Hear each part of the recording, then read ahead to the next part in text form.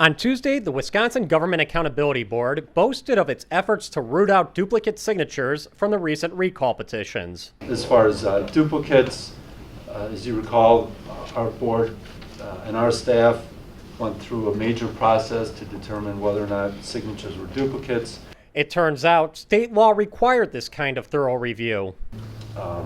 In previous meetings, we have explained the very thorough, meticulous steps that our staff took to analyze the recall petitions, and that involved a small army of people giving direct attention to each individual signature multiple times.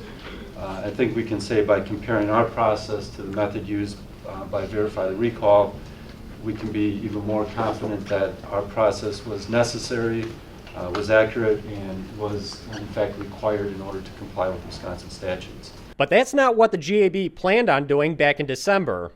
If we note a duplicate signature, we can strike it. However, there is no process in our review that is specifically intended to catch duplicate signatures. So what changed?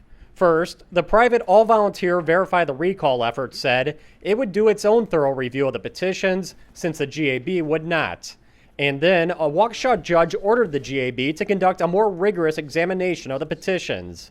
After reluctantly undertaking this more thorough review, GAB took time on Tuesday to say why their effort was superior to Verify the Recalls. The conclusion is that the methodology that they used just would not have worked for us and would not have been valid or legal under Wisconsin statutes and administrative code provisions that govern recall petitions.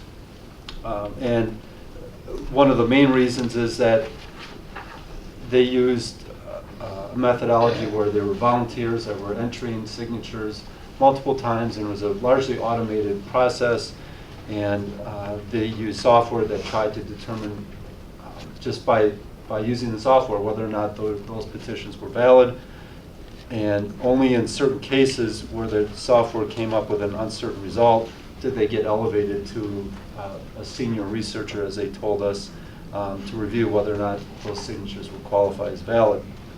And what we found really was that the software used a standard that was much more exacting than is permitted under Wisconsin statutes. After its review, the GAB discovered over 4,000 duplicate signatures.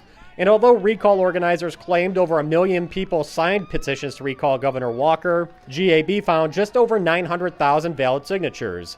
Interestingly, only 670,000 people voted in the Democrat recall primary election last week.